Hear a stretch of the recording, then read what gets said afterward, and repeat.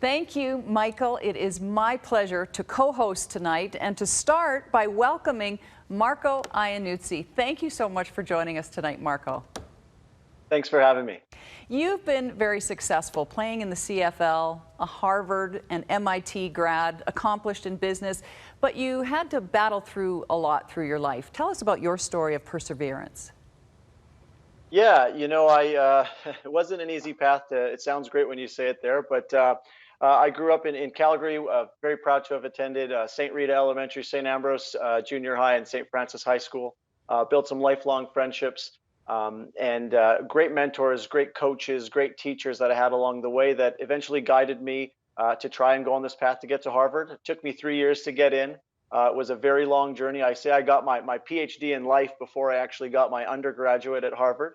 From there, I was very fortunate to be drafted by the BC Lions, live out my childhood dream, play 7 years pro, win a Grey Cup championship, raise my family. Most of them, I say most because we just had a recent baby, so she didn't get to see me play, but our other 3 children got to see us play. And in many ways, a childhood dream, but lots of obstacles, lots of hurdles, and lots of challenges to get to where I am today, but very proud to be here.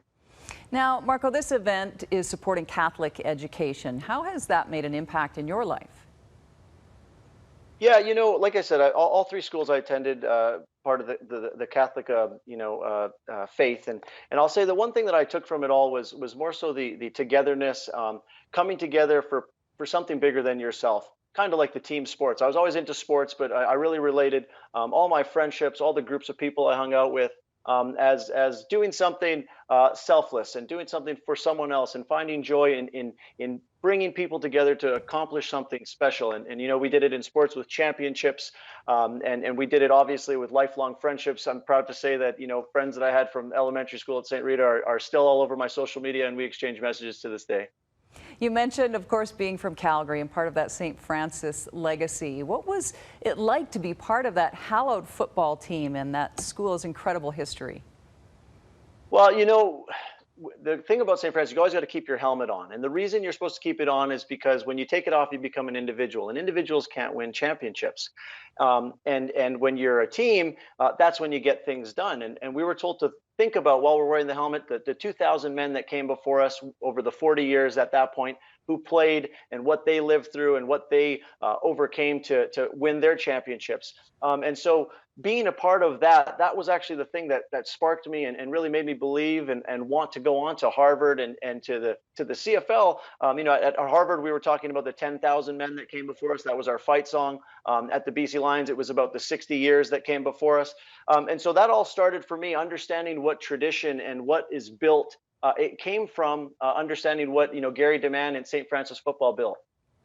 Marco, this event is all about inspiring and educating young people. What's the most important thing that you would want to share with them? I know you have some important lessons from your own mom. Yeah, when my very first childhood memory was actually of my mom, and we were playing hockey in the backyard, and fast forward a year, I went to play hockey with my mom in the backyard again, and she was diagnosed with MS. And she told me 2 things that day. She said, sometimes your body doesn't allow you to do the things you want it to do, so make sure you train your mind as well.